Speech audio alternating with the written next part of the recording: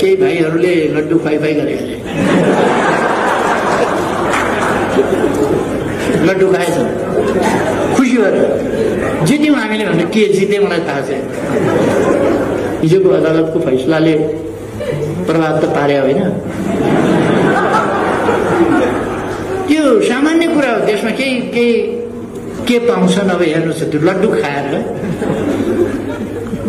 मुहा मिठा गर्ने भन्छ नि, के पाउँछन् त्यो चाहिँ मैले हेर्नु छ के पाउँछ।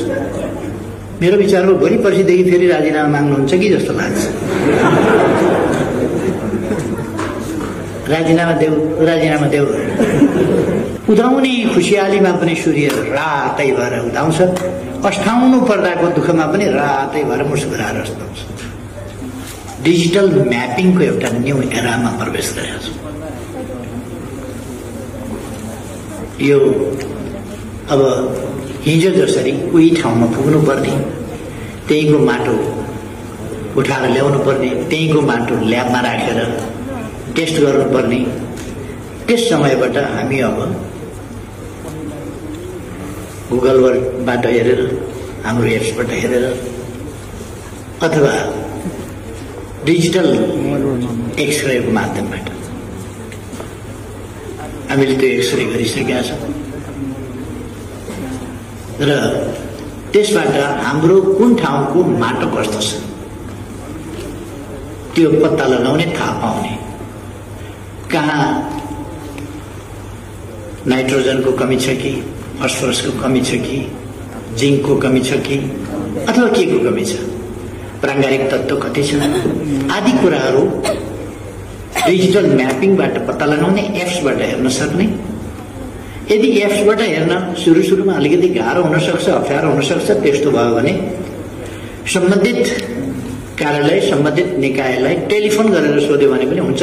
देशको कुनै भागबाट टेलिफोन गरेर किसानले मेरो माटो हेरिदिनुहोस् न भनेपछि कमसे कम सेटेलाइटको माध्यमबाट, गुगलको माध्यमबाट म्याप हेरेर त्यसलाई इन्लार्ज गरेर तपाईँ कहाँ हुनुहुन्छ, कुन ठाउँ हो भनेर सोधेर तपाईँको घर यस्तो देखियो त्यही हो भनेर, त्यो घरभन्दा कतापट्टिको माटो तपाईँले नाप्न खोजेको भनेर सोधी कुरा गरेर संवाद गरेर तपाईँको बारीमा यो चिज कमी छ, यो चिज लगाउनुहोस् भन्न सकिन्छ।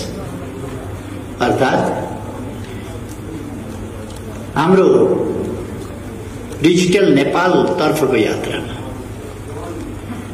डिजिटल नेपाल फ्रेमवर्कको इम्प्लिमेन्ट गर्ने कुरा सन्दर्भमा अथवा इम्प्लिमेन्टेसनको यात्रामा अथवा त्यसका प्रमुख सेक्टरहरूमध्ये, त्यसका विभिन्न सेक्टरहरू छन् जसमध्ये 8वटा सेक्टरहरूमध्ये सायद मोटामोटी मूल सेक्टर 8वटा छन् यहाँ। त्यसमध्ये प्रमुख कृषि, यस क्षेत्रको कृषि उपज हुनका लागि माटो चाहियो। त्यो माटो कस्तो छ, त्यसको स्वास्थ्य कस्तो छ, कुपोषणको त्यसमा कुन रोग लागेको छ, मानिसलाई जस्तै त्यसलाई एनिमिया भएको हो कि, भिटामिन बी कम्प्लेक्सको कमी भएको हो कि, अथवा भिटामिन सी को कमी भएको हो कि भने जस्तै माटोमा के रोग लागेको छ, के को कमी छ, त्यो हामी सजिलोसँग हेर्न, बुझ्न सक्छौं, पत्ता लगाउन सक्छौं र त्यो कुरा हाम्रा खोज अध्ययन अनुसन्धानमा, हाम्रा उत्पादनहरूमा र किसानहरूले गर्ने साधारण उपजमा पनि यसको वैज्ञानिक प्रयोग, स्तरीयता र एक्युरेसीका साथ हामी यो चीज गर्न सक्ने ठाउँमा पुगेका छौं र म तपाईहरुलाई माननीय मन्त्रीज्यू लगायत, सचिवज्यू लगायत, कृषि अध्ययन अनुसन्धान परिषद लगायत यसका डिपार्टमेन्ट र यसमा रिसर्च र अरू कामहरुमा खटेर यस कामलाई सफलताको यस बिन्दुमा पुर्याउन सहयोग गर्नुहुने सबैलाई प्रशंसा गर्न चाहन्छु, बधाई भन्न चाहन्छु यो सफलताका लागि, धन्यवाद भन्न चाहन्छु। तपाईहरुले नेपाललाई यस क्षेत्रमा डिजिटल नेपालको फ्रेमवर्क इम्प्लिमेन्टेसनको क्षेत्रमा अथवा डिजिटल नेपाल निर्माण गर्ने सन्दर्भमा, आधुनिक नेपाल निर्माण गर्ने सन्दर्भमा एउटा महत्त्वपूर्ण उपलब्धि हासिल गरेर नेपाललाई एउटा नयाँ युगमा प्रवेश गराउनु भएको छ। त्यसका लागि तपाईहरुलाई म धेरै धन्यवाद दिन चाहन्छु। तपाईहरुले नेपाललाई यसरी एउटा आधुनिक नयाँ युगमा मात्रै प्रवेश गराउनु भएको छैन, दक्षिण एसियाको प्रथम राष्ट्र पनि बनाउनु भएको छ। यस मामलामा Nepal is the first nation in the South Asia. Digital mapping, soil mapping, यो सोयल म्यापिङको डिजिटल सोयल म्यापिङ साउथ एसियामा अरू कुनै पनि देशले अहिलेसम्म सम्पन्न गरेका छैन। We are the first. धन्यवाद तपाईहरुलाई चाहन्छु। म योजना आयोगलाई पनि धन्यवाद भन्न चाहन्छु। यस काममा योजना आयोगको विभिन्न ढंगले इन्भल्भमेन्ट छ हुन्छ।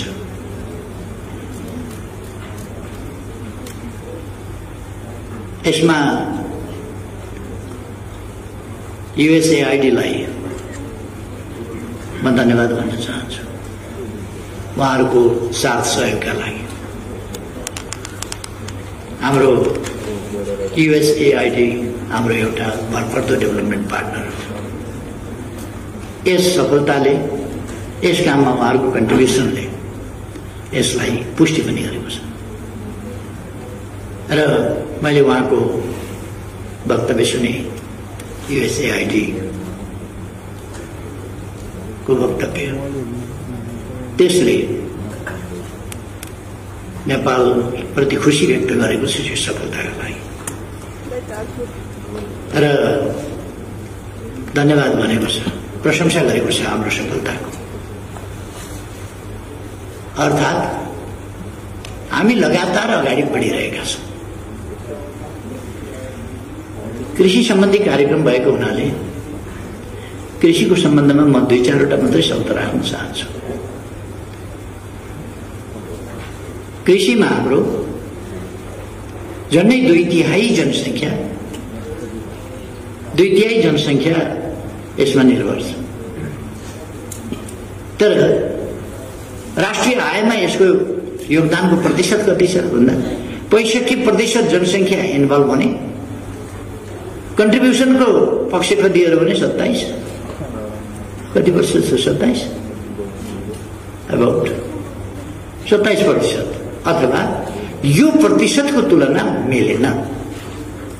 हाम्रो पोलिसी के हो भने कृषिमा निर्भर जनसंख्याको प्रतिशत घटाउने, कृषि क्षेत्रबाट मानिस पलायन भए भनेर चिन्ता नगर्नुहोस्।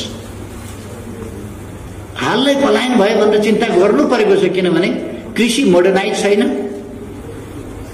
मेसिनीकरण छैन, व्यावसायिकीकरण छैन। त्यसकारण पलायन हुँदाखेरि खेत बाजा रहेका छन्, बारी बाजा रहेका छन्, त्यो चिन्ताको विषय हो। तर अहिले जति प्रतिशत वस्तुतः जति प्रतिशत कृषिमा इन्भल्भ छ पपुलेसन, त्यो पपुलेसन यदि यसलाई मोडर्नाइज गर्ने हो भने त्यो पपुलेसन काफी हुन्छ, काफी भन्दा बढी हुन्छ। त्यसकारण हाम्रो नीति हो कृषिमा अल्झिएको जनसंख्या, जहाँ अर्धरोजगार आंशिक रोजगार बनेर अल्झिएको छ, त्यसले पूर्ण आफ्नो यस्तो पिङमा चढेको छ जो मच्चिँदैन। म पनि लिङ्गे पिङ चढे भने त्यस्तै हुन्छ। चढ्यो उता, अरू चढ्दा परपर जान्छ, उता जान्छ, आफू चढ्दाखेरि हल्लिन्छ मात्रै।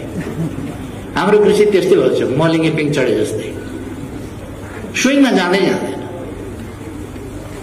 त्यसलाई हामीले मोडर्नाइजेसनको स्विङमा लानु पर्यो, प्रोडक्सन प्रोडक्टिभिटी बढाउने स्विङमा लानु पर्यो। त्यसो गर्यो भने त्यो पपुलेसन त्यहाँ चाहिँदैन जो कृषिमा इन्भल्भ छ, अथवा कृषिमाथिको डिपेन्डेन्सी उसको छ। त्यो डिपेन्डेन्सी घटाउनु पर्दछ, त्यहाँ इन्भल्भमेन्ट किसानको घटाउनु पर्दछ, त्यो पपुलेसनको घटाउनु पर्दछ। पपुलेसन अन्यत्र शिफ्ट गर्नुपर्दछ, अन्यत्र यसै शिफ्ट हुँदैन, अन्यत्र अपर्च्युनिटी क्रिएट गर्नुपर्दछ, होइन भने अरबका खाडीतिर पुग्छ पपुलेसन। अरू क्षेत्रमा हामीले यदि रोजगारीका अवसरहरू, अपर्च्युनिटी, बेटर अपर्च्युनिटिज अन्यत्र एट्र्याक्टिभ अपर्च्युनिटिज अन्यत्र हामीले क्रिएट गर्न सकेनौँ भने त्यो पपुलेसन अरूतिर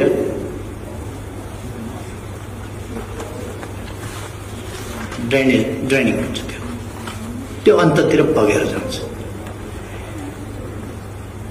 त्यसर्थ हामीले उपयुक्त ढङ्गले त्यो पपुलेसनलाई बढी प्रोडक्टिभ र आवश्यक फिल्डमा सिफ्ट गर्ने, एग्रिकल्चरको मोडर्नाइजेसनद्वारा पपुलेसनको अत्यधिक पपुलेसनको इन्गेजमेन्टलाई घटाइदिने, अर्ध वा आंशिक बेरोजगारी अथवा झन्डै पूर्ण बेरोजगारीको स्थितिबाट पूर्ण रोजगारीको स्थिति र प्रतिफल दिने खालको स्थितिमा रहेको पपुलेसनलाई यहाँ राख्ने, त्यहाँ पपुलेसनलाई त्यसरी सदुपयोग गर्ने पपुलेसनको, र उता इन्भल्भमेन्ट कृषितर्फको संलग्नतामा अल्झिएको पपुलेसन घटाइदिने, तर कृषि उत्पादन बढाइदिने र राष्ट्रिय आयमा 27% होइन यसको प्रतिशत वृद्धि गर्ने, यसको योगदानको प्रतिशत वृद्धि गर्ने, योगदानको प्रतिशत वृद्धि गर्न सकिन्छ।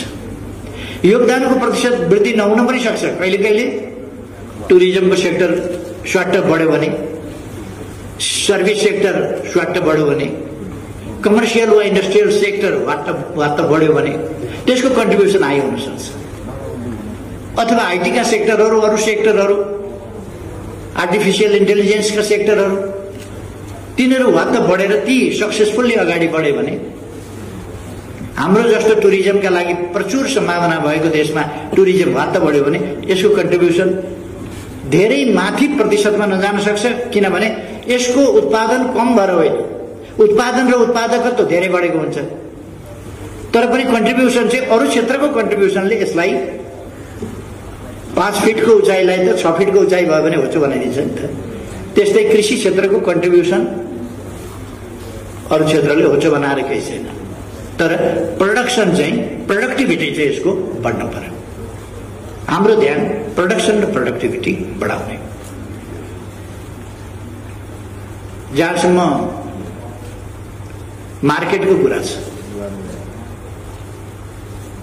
एक डोको टमाटर, एक डोको भन्टा, एक डोको चिप्ले भिन्डी फलाएर, एक डोको घिरौँला फलाएर मार्केट पाइन भन्नु बेकार छ।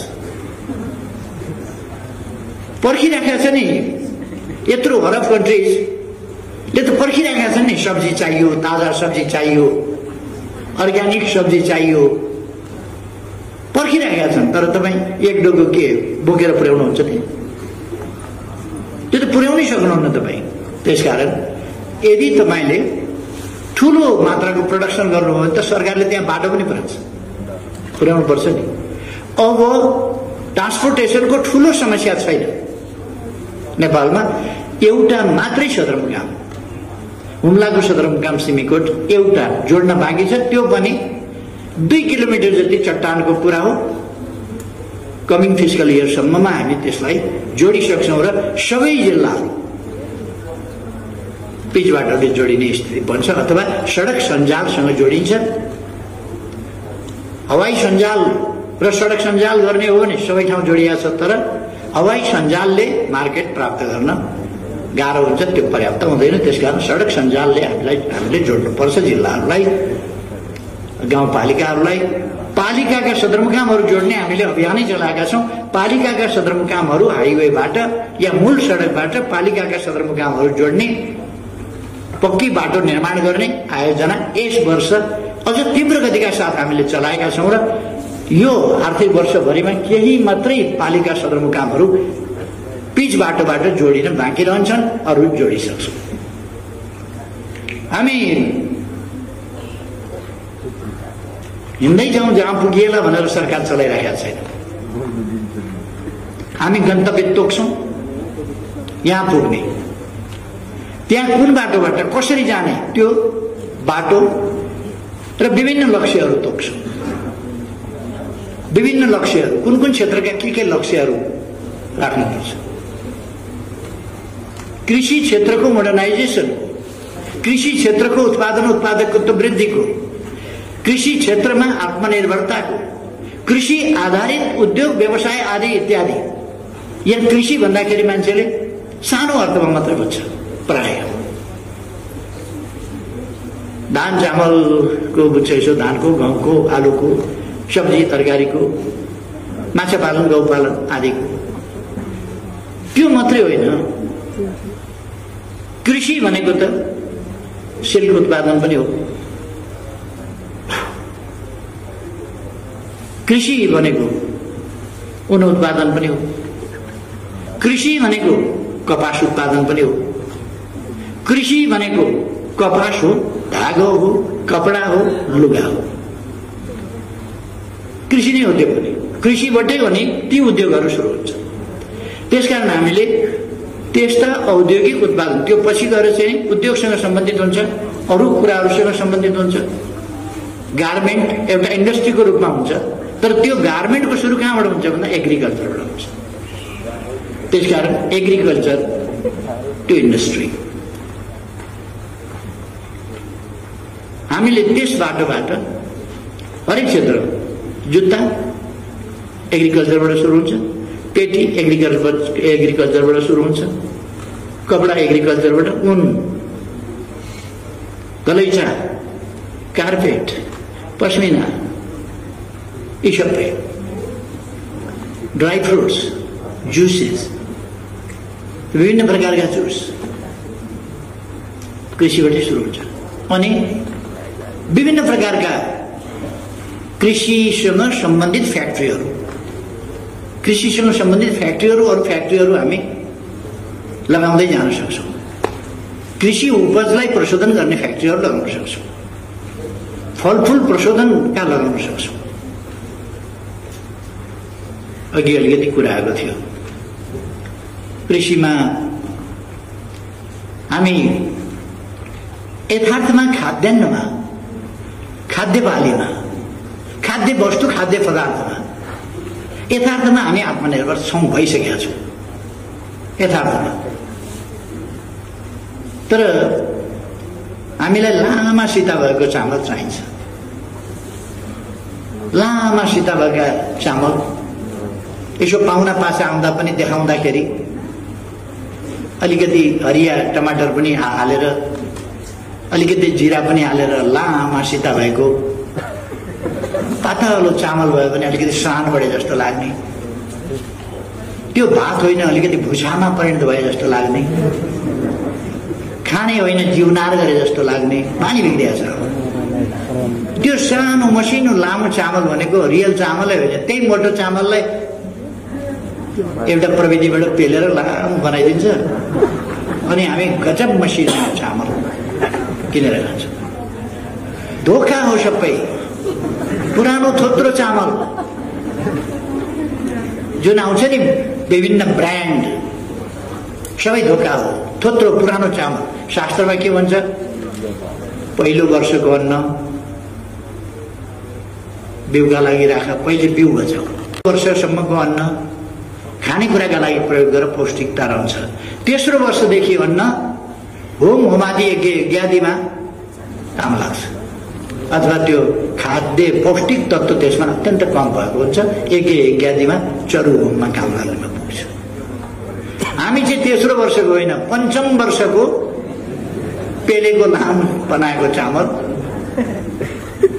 पेलेर लामो बनाएको त्यो चामल खान्छौँ। कुनै धान देख्नुभएको छ 1 इन्च लामो? अनि चामल चाहिँ 1 इन्च लामो कसरी भयो?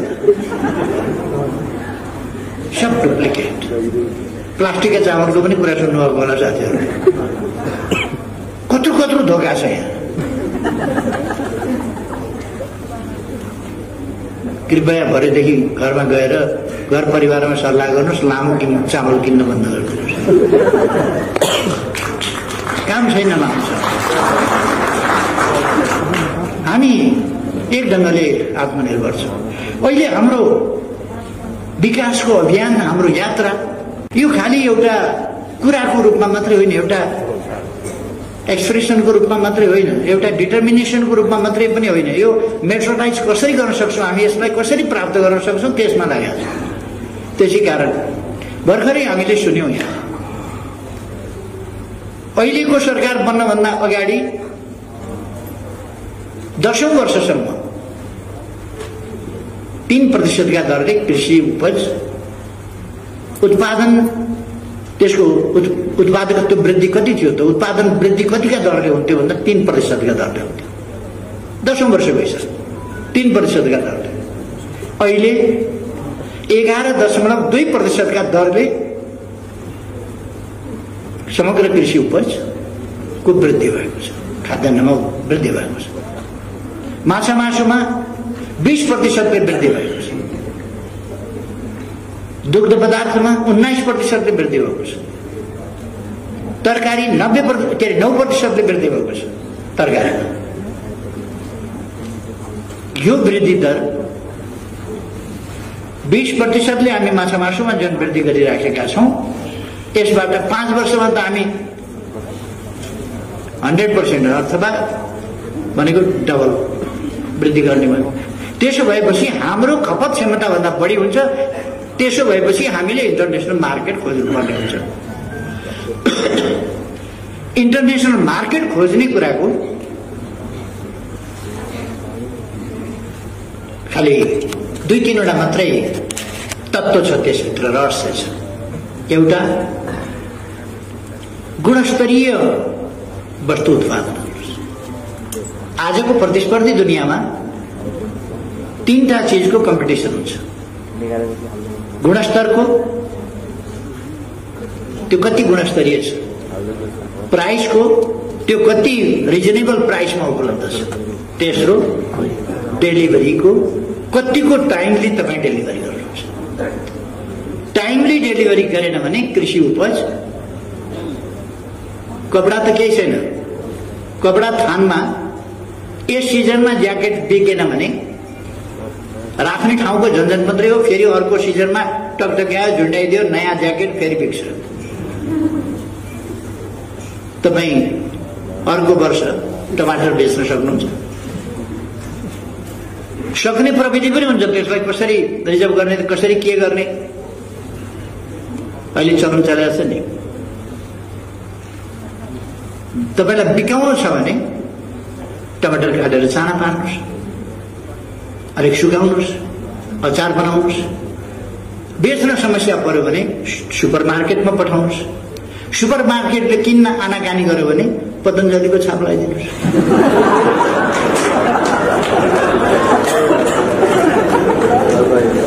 सजिलो छ। मान्छे रियालिटी भन्दा फेसनमा जान खोज्छ।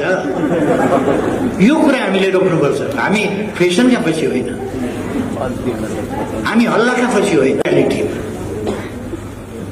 त्यो रियालिटीमा जानुपर्छ। अहिले ड्रिङ्क्स, इनर्जी ड्रिङ्क्स, अरू ड्रिङ्क्स, विभिन्न ड्रिङ्क्सहरू